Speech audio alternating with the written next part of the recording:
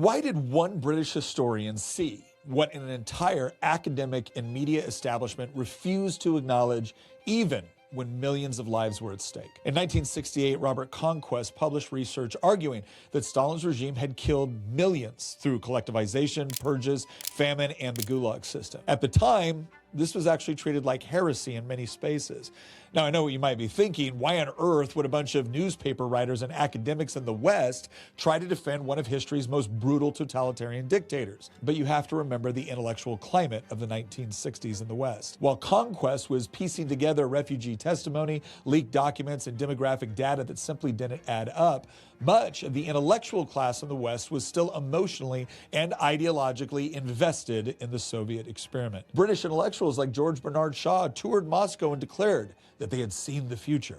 Campus radicals wore Che Guevara shirts and quoted Lenin and Mao as if mass violence were a regrettable but necessary phase of progress. Many of these people were unwilling to accept any criticism of a utopian project they believed represented the future, so they spent decades working to sanitize Stalin's regime, even if it meant things like ignoring the Holodomor genocide against Ukrainians, war crimes against Poles in World War II, or the police state Stalin himself had constructed from the 1930s onwards. And anyone who questioned this narrative wasn't treated as a skeptic. They were treated like a Nazi or a fascist. That sound familiar? And this is ultimately one of the reasons Conquest coined his infamous second law of politics. Quote, "Any organization not explicitly right-wing will, sooner or later, become left-wing." And even in Conquest Day, institutions that were once known for their intellectual fairness and political neutrality were rapidly becoming occupied by ideologues who were committed to covering up Stalin's criminal past because they ultimately believed in the principles that his regime paid lip service to. But despite this, he refused to look away.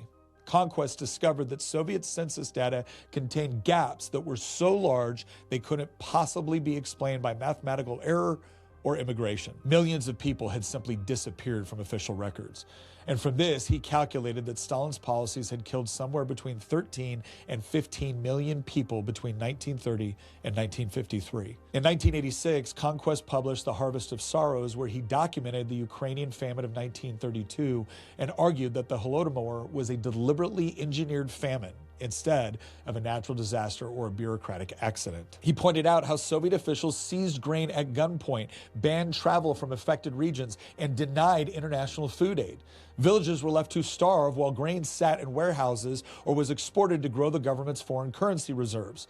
At the time, the prevailing academic consensus put the total number of deaths under Stalin's rule at around 2 or 3 million people. And this was usually framed as the consequence of unfortunate policy mistakes rather than deliberate acts of mass murder and genocide. Conquest estimated that as many as 7 million people died in just 2 years in Ukraine alone. But Soviet officials denied this outright, and Western journalists helped them. The New York Times Moscow correspondent Walter Duranty dismissed reports of famine as malignant propaganda and was rewarded with a Pulitzer Prize for his Soviet coverage. Admitting that Conquest was right meant acknowledging that the defining progressive project of the 20th century had defended mass murder.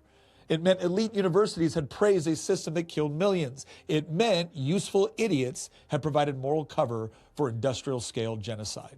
The cognitive dissonance was too strong, so Conquest himself was sidelined. But then the Soviet Union collapsed, and the NKVD archives were opened. Suddenly, things like execution lists, deportation records, famine reports, and mortality data became publicly available. And almost everything Conquest had argued decades earlier was confirmed to be true.